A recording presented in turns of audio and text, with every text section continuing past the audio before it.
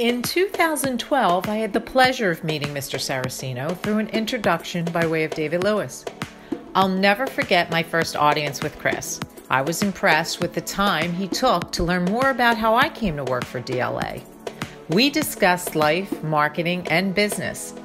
All the while, Chris spoke to me as an equal, without gender bias, class distinction, or our differences when it came to career status. Chris Saraceno has led an outstanding life, which he has so graciously attributed to the mentors within it and shared their insight in his book, Theory of Five. Chris is the vice president as well as a partner of the Kelly Automotive Group, which is prestigiously recognized within the automotive industry. He is an author, speaker, business executive in 2 states, leader, as well as a loving husband and father. We at David Lewis and Associates are proud to partner with him and with the Kelly Group.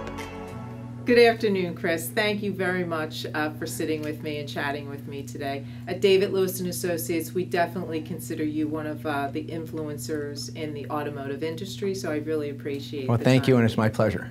Can you just tell our audience a little bit about your journey, particularly what led you to a career in the automotive industry?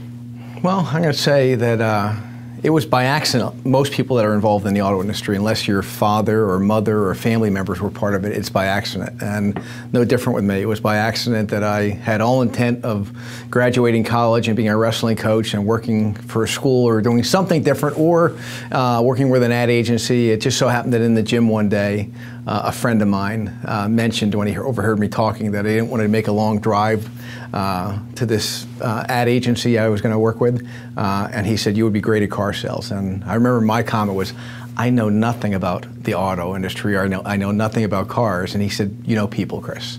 And he said, "You've helped people for years in the gym. I watch you, and that's what's most important, is helping people." And that was natural for me, helping people. How important was it for you to share your setbacks and hardships in your book? And by the way, thank you for sharing all that. Well, thank you.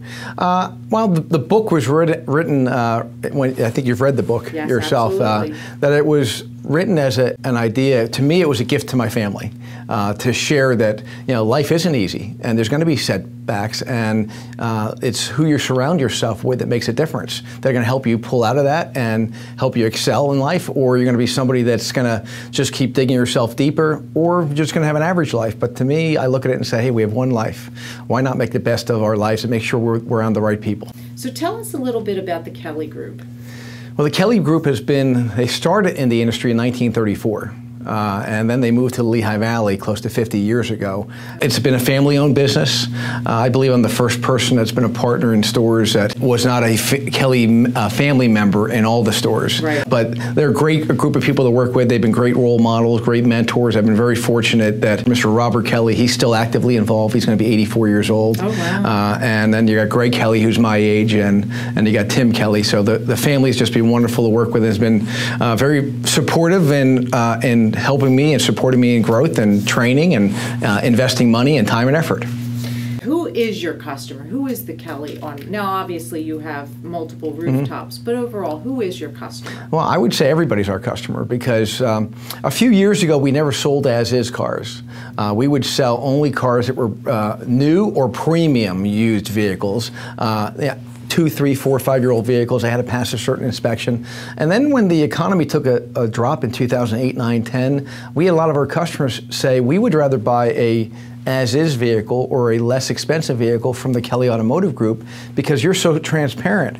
We actually have our as-is vehicles. We still do a 150-point inspection. We do the 3-day money-back guarantee on the vehicle. And we actually share, this is what our technicians found. Here's what we repaired, here's what we didn't repair, and you're welcome to take it to your own technician to have them take a look at it. But it's to make sure we could price it right so they know what they're getting involved in, versus going to someone's used car lot and then telling them what a great vehicle it is. We disclose it, no different than if they were our best friend or relative if we were going to sell that vehicle to them. Now, you mentioned training, so obviously that's a very important part of the Kelly Group. How long have you been a partner of David Lewis and Associates? We've been working with David for over 20 years. We started with him in F&I and working with him there, and since then, as he has grown and we have grown, we have partnered together, and it's so convenient since he has a training center so close by. They're 45 minutes to an hour away. We feel like it's an obligation you have when you join it, when a new team member joins our company, that they are trained properly, because you spend all this time and effort in advertising and all this money to bring somebody in, to have them talk to somebody that doesn't know what they're doing, makes no sense whatsoever. And what do you like most about the DLA philosophy? Well, to me, it's very partnering, his process. It's transparent. I believe it's what customers are looking for today. Everybody has the image of a sales consultant, that you have to be pushy, aggressive, that there's liars, that they're cheats, and that is not the case at all. There's so many good people in this business, and there's so many exceptional people that want to do the right thing, and David Lewis's process is really what the customer is looking for. How has partnering with David Lewis and Associates helped grow your dealership specifically? Well, two ways. One, I believe that when someone joins our company, everybody wants to feel proud of where they work. And the fact that they are being trained by a professional organization, the fact that they have to sit through classroom training, and they know that the Kelly Automotive Group is investing in them, that shows from day one. So when they're out with their friends and say, yes, I'm being trained, they might be dealing with somebody that one of their friends are working for a big corporation. They can look at that friend and say, well, I have to go through X amount of weeks of training to get trained here. I go down to David Lewis and Associates. I love the whole training center. You have the pool tables, you have different areas. It's a great area that makes the Kelly Automotive Group, to me, it makes us look good. It shows that we care about them. So that's one part of it. The other aspect is that they then know what they're doing. Part of going down to training is the confidence they build. Even if they come back and they forget 80% of it, and they only remember 20% of it. The fact of influencing people is their body language, their tone, and when they go to David Lewis training, they come back with confidence. They feel that they know what they're doing, they understand, and they meet that customer, and it's completely different, and when they have confidence, they have a better way of influencing them to purchase a car from us. Why is continued learning as important in a dealership? I think continued learning in life is important, but let alone when you make your living in taking care of customers. And things are changing so much in this industry. The product is changing so much, customer needs, the internet. Things are changing so often in the last decade. In fact, our owner, Robert Kelly, said years ago, the founder of the company, his comment was that things have changed more in the last decade than my first 50 years in this business. Sure. So because things are changing so much, now more than ever, we have to keep up to date on what's happening. Again, when someone joins our team and they're a team member now, we have an obligation to make sure they're set up for success. And how do you set someone up for success if you don't send them to training? Now, we do some of our own internal training, and we have a Kelly sales process manual, but we know going to David Lewis and Associates, this is what they do every day, and they're experts at it. What has David Lewis and Associates training meant for your customers? What David Lewis and Associates have done for our customers is transparency. And I believe that when a customer comes in and they meet somebody that they know is confident and competent and knows what they're doing when they're dealing with our sales consultants, our service advisors, it gives the overall experience they leave enthusiastic.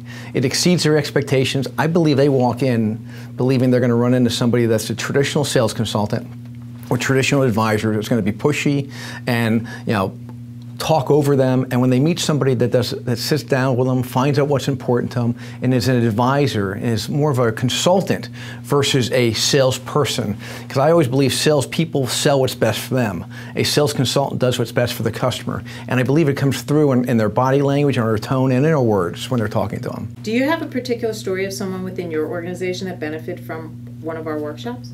I do. One of our top sales consultants started with us about 10 years ago. He's working with his father, and at that time he decided that working with his dad on a daily basis wasn't the best for their relationship, so he joined our company and has gone through our David Lewis training online first, because that was before you had the training center, and then once the training center opened, he started going to that person. And it's funny, two of our top sales consultants, one 10 years ago, one about 2 years ago, both work worked with a family business, decided it wasn't best for them, have gone through the David Lewis training and never sold a car before coming with us, and are both in our top 10 sales consultants. And I believe it's absolutely the confidence they receive and how they feel that the company's investing in them.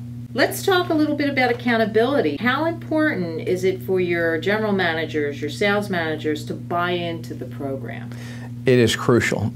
It's the speed of the leaders, the speed of the pack, and if the general manager and the managers are not bought into it, and this to me is one of the more baffling and confusing segments of our business, because I truly don't understand why every manager wouldn't want to make sure, with all the money that is invested in advertising to bring people in, and it's getting tougher all the time between all the different resources of advertising, I don't understand why everybody wouldn't want to make sure that everybody is 100% trained.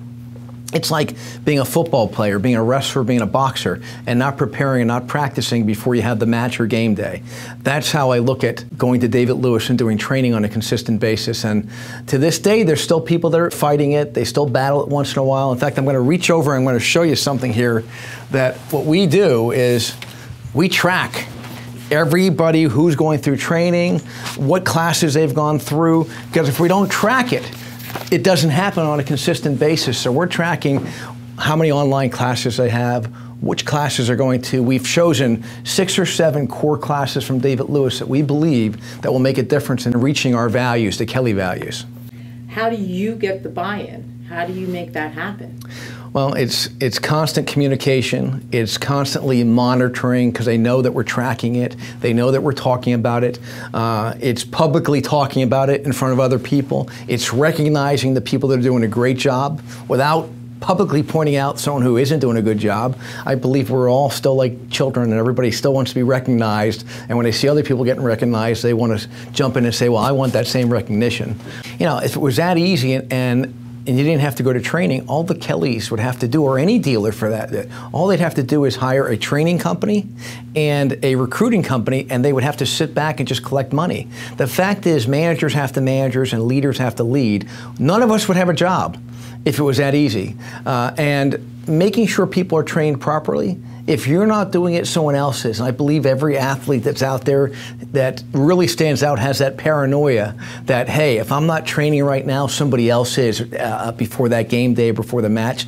That's almost a mindset we have to have in the auto industry, that if we're not training our people, the other dealership is. And if they're going to train them and they're going to have a better experience, that's going to be the one that dominates your market. When we speak on the value of sales training, obviously the Kelly Automotive Group and you get it. There's tangible and then there's intangible. How do you measure an ROI with regard to coaching your employees? Well, we look at turnover.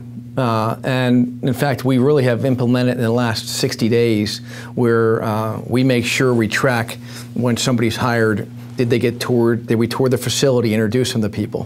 What David Lewis, did we get them signed up for David Lewis online? Did they go to any David Lewis classes? And at the end of the 30-day period or 60-day period, we have our HR department meet with them and ask them, do you feel like you've been set up for success with the Kelly Automotive Group? The reason we discovered this is because we have exit interviews. And during the exit interviews, we saw a pattern where some of the people that were leaving that we wanted to keep said, you know what, I don't believe after the first 30 days I received the training that I thought I should have, or I didn't have the continuous training. It was at the beginning and then it stopped. So that's one of the benefits of having David Lewis, is that you could send people the first 30 days, but it's never ending. He's always coming up with new classes. There's always new workshops for someone to go through.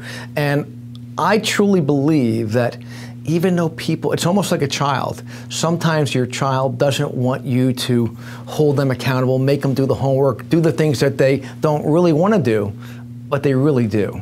They do because they know that you care and you love them. The same with a new team member. I believe that they may not want to go through the training 6 months down the road or a year down the road, but when you keep building the benefit and you let them know it's because I care about you and it's because we have an obligation that you could support yourself and your family, and continuous learning is a big part of that and it's part of our values, that's what makes them decide to stay when other people are after them, because they know that there's somebody that cares enough to confront them. And conflict isn't bad. Sometimes you have to challenge people on it. Conflict could create chemistry when they know that you care about them. I love that you say obligation. You've used that word twice. I love that. How do you quantify the results you get from training?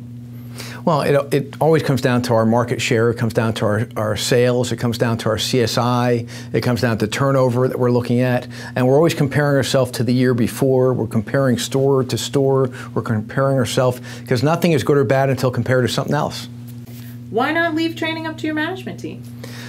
You know, our managers do train. So we do our morning sales training, and they do, it could be a David Lewis, they could choose something from online, but we believe that there's having an outside company, that's all they do, that's all they focus on, that they're an expert in it, and that when they have to go through classroom training for a full day or a 4-day class, that makes a difference because it gives them time to just focus on excelling and growing and start thinking about what they're not doing or what they should be doing while they're at work. How much of your increase in sales do you attribute to training? I believe training is everything. I think it's the most important aspect. You know, other than having the buildings and the cars, it comes down to people. I mean, if you don't have the right people, every championship team, it's always about the people that you have on your team and recruiting them. And in this business, you don't want to just keep stealing people from other dealerships because the good people stay at the same dealerships, and the people that want to come from another dealership, in most cases, it's someone that's average at another dealership or didn't want to listen to what was going on, then they want to join our dealership. So what you really want to do is bring people in with an open mind, and they're willing to learn, and they listen to what we're teaching at David Lewis and throughout the organization what we're teaching, because we want to make sure what we teach and what David Lewis teaches, they're in alignment with our values. And what we have found is David Lewis, what they're training at DLA, is in alignment with the values of the Kelly Automotive Group.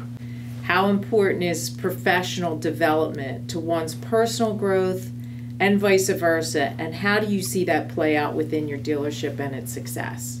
I truly believe when people are training and they're growing, it makes people feel good about themselves. Self-confidence, surrounding yourself with other people that are, you know, one of the benefits of the class is you get to talk to people that are at other dealerships. And when we're at the other dealerships, you hear different ideas. Or you look at somebody and you say, wait a second, if that person's selling 18 cars a month, why can't I do that? They don't seem any different than I do, because you start comparing yourself to other people. I keep using the word sports, but it's like anything in life. You start comparing yourself and saying, wait, if that person could do it, so could I.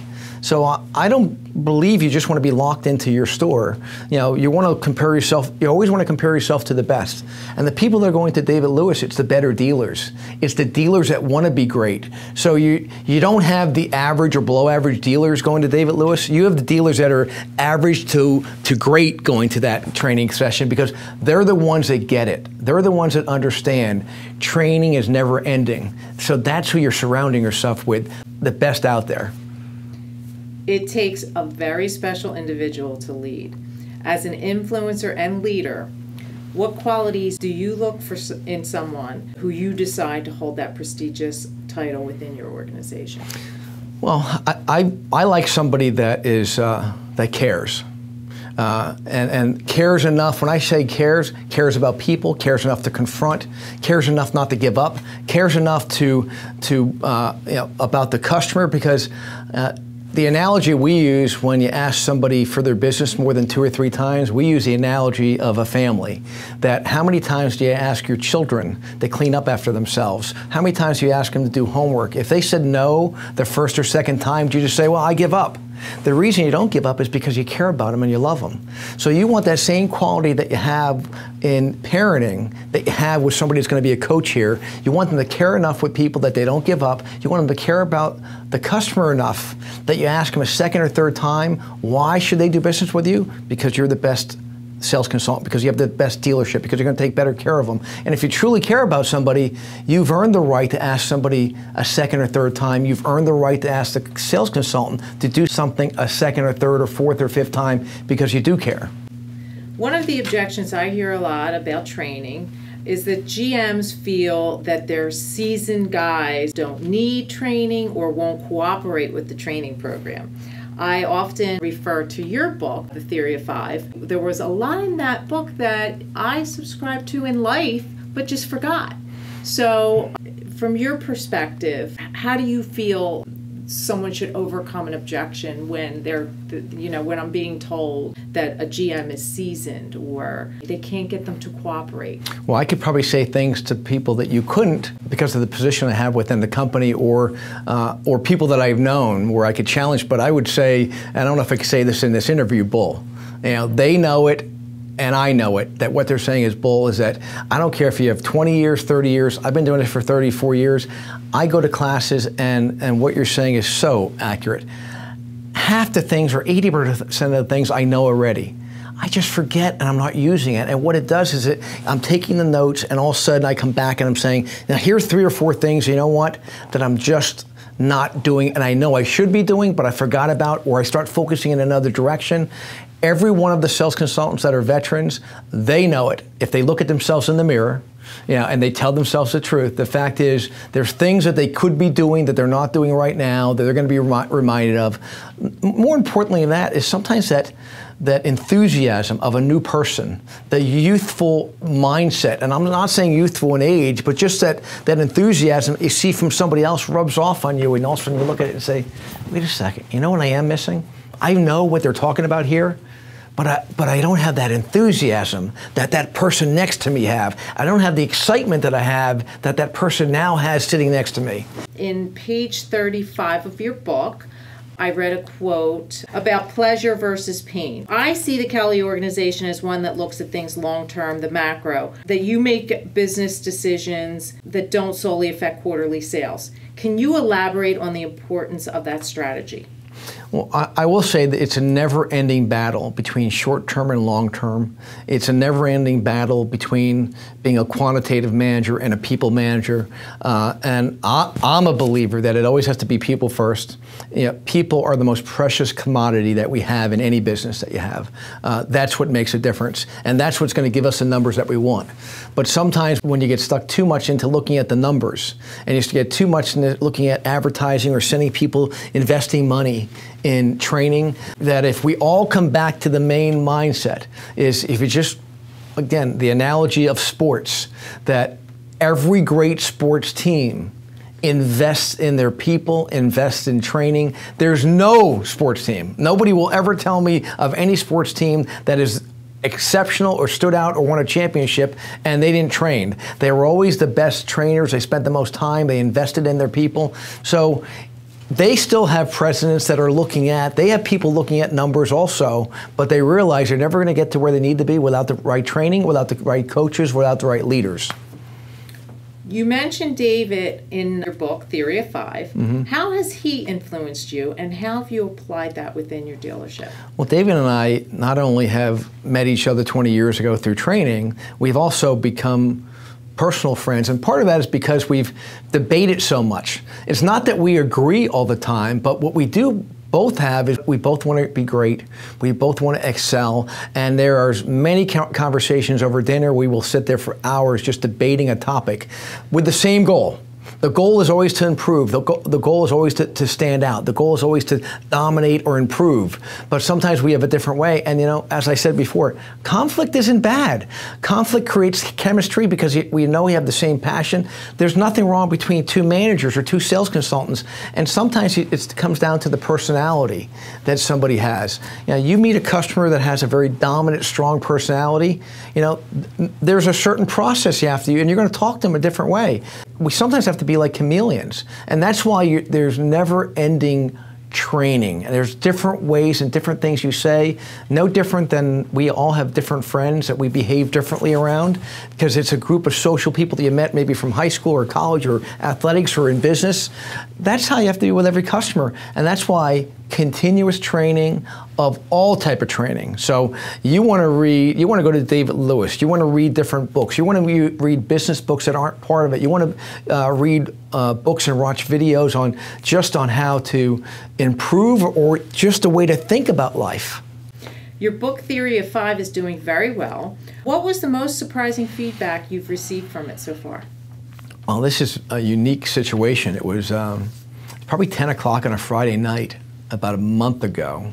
I had a gentleman that I've never met, but on social media, he's contacted me. We've talked through social media, and he called me up and he said that Chris, I just want to thank you. I was reading a section in your book, and he said, I decided today I was going to end my life. I didn't end my life. He said, I went through a divorce, and I lost I felt like I lost my whole life. I lost my wife, I lost my children, and I just didn't think life was worth going through. And he said, and I read your section when you went through your divorce, and he said, what you described, how you felt, is exactly what I'm feeling. And I just didn't believe anyone had the same feelings I had. And after reading what you described, I thought, I feel like it's me that wrote this. And I look at it and said, you seem like you have a really good life. Why am I giving up? Why am I giving up so easily because of this? So he said, if you don't think that you've influenced anybody, you've influenced one person, and you've influenced a family. So that is by far the number one comment that I've had, that it was shocking. And that's a great story. Yeah. That's an incredible story. Wonderful. What obstacles will the retail automotive industry see in the next 5 to 10 years? I think there's going to be so many other competitors jumping in. I see Amazon jumping in because they're starting to advertise. You got Tesla out there. You got Google. They could do anything they want with the money that they want. I see the bigger dealers getting bigger. I see smaller dealers disappearing, or unless you have a big dealership, it's going to be tougher to compete because of economies of scale. I see customers wanting things more transparent. I believe, and everybody sees it right now, the margins that you have on a new car and a used car are shrinking. Why are they shrinking? It's because everything's so transparent, and they can shop anywhere online and go anywhere they want. Even on used cars, that was always something that you had some margins. Now you really only have where you can make a decent profit margin on a unique vehicle. If it's a unique vehicle and you can't find it anywhere, and there's only a few of them across the country or in your market, you can still make a margin. But I think we have to learn it's got to be volume, it's got to be service business. And we have to take service business back from the smaller shops or the quick lube centers, or I don't want to mention any place specific, but there's hundreds of them out there that are taking business, and they only took business from us because we were too slow to move, and because the dealers were too slow to move, they came in and said, we could grab this business, and not only are we going to grab the oil and filters, we're going to grab tires. And I'm a big believer that you own the tires, and you own the service, you own the customer. You start letting people go get tires somewhere else, and they're going to service their business somewhere else, you lose that customer. You keep people for tires and service, you're going to keep that customer coming back for sales also. I would tell you that if you gave somebody a choice between, hey, you can only buy from 2 dealerships in town, and one has a great sales department, honest, transparent, but they're going to try to take advantage of you in service. The other place across town is going to try to take advantage of you in sales, but in service they're going to be transparent, they're going to be honest, they're going to do everything the right way, they're going to fix it right the first time. You can only buy and service from one place. People are going to still choose the place where they're going to try to take advantage of them in sales, but the service is going to be great. The benefit is that we have a choice of being great at both. Right. We can be great in sales and service as long as we provide the training and you do the right things every day, and you're always focusing on improving.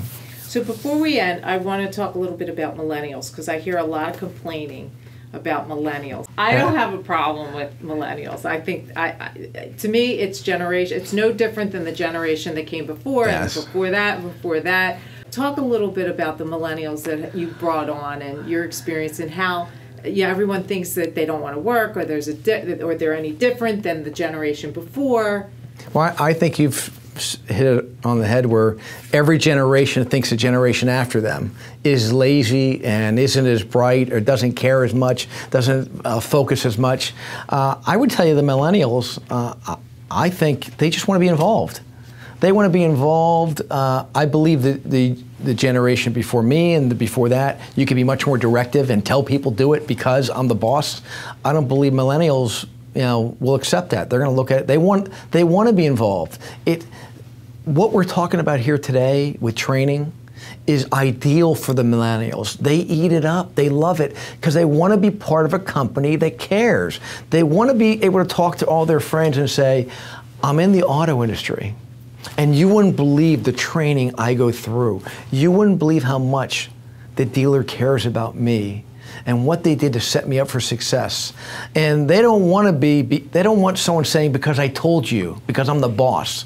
They want them to say, is the reason you do this is X, Y, Z. Here's the benefit to you. Here's the benefit to the dealership. Here's the benefit to the customer. They want to see a benefit to everybody on why you're doing certain things. We don't want to just say, make 10 phone calls. They want to know, well, what do I say? Why do I say this?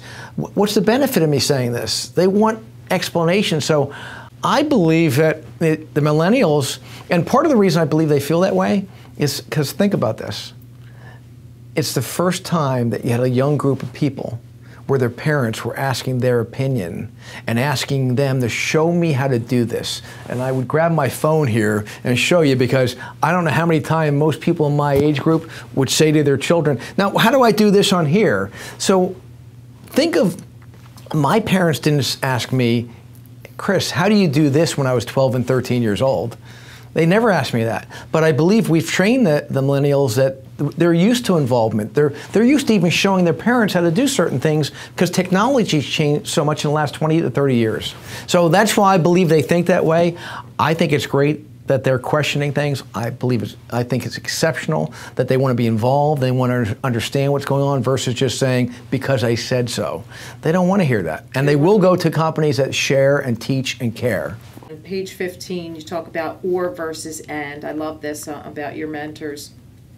Can you just elaborate a little bit on that chapter? Well, we call it The Tyranny of the Or. It's by Jim Collins. And we've used this for years because it was a book we read, 20-some years ago when it was Saturn. They recommended this book. And The Tyranny of the Or is where somebody would say, using a child, for example, hey, Dad, do you want me to do my homework or be good in school, or do you want me to be good at sports? And the answer is both. And I want you to be good in school, and I want you to be good in sports. I want you to make sure your room is cleaned, and I want you to do this. And too many people will get stuck in the tyranny of the or do you want me to sell lots of vehicles, or do you want me to have good customer satisfaction? We want you to sell lots of vehicles. We want you to have great customer satisfaction. We want you to have great team member satisfaction. We want you to be great in the community. It's and versus or. So too many people, we believe, in life and in business get stuck in what we call the tyranny of the or. I loved on page 29, you spoke about recognizing our anti-mentors. And specifically, I remember growing up, I was very young when I started. I love this chapter. Could you elaborate a little bit on that? Well, I think there's so many people that become victims, that when they're working with somebody that's a leader, and I wouldn't even call them a leader, but they're a manager at that time, and they're doing things the wrong way. They may use foul language, they may not coach, they may not teach, they may not invest in their people, they may not do training, they may talk down to people, that rather than feel like a victim, they should be learning in their mind and saying, you know what?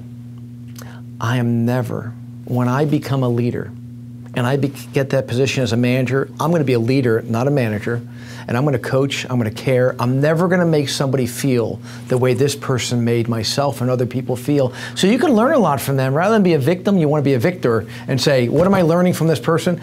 We learn more I believe, some of the most successful people and prosperous people I've ever met learn from their anti-mentors what not to do.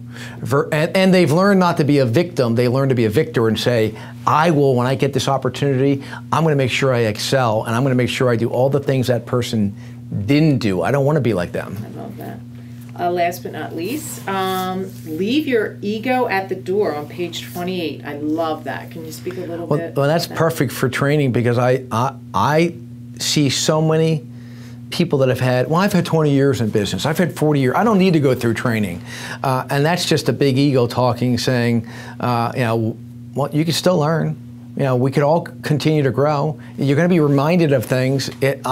Whenever anyone says that to me, my challenge to them is I find something that they do. Being that if somebody likes to cook, if there's somebody who likes to invest in business or properties or financials, to say, do you stop learning there?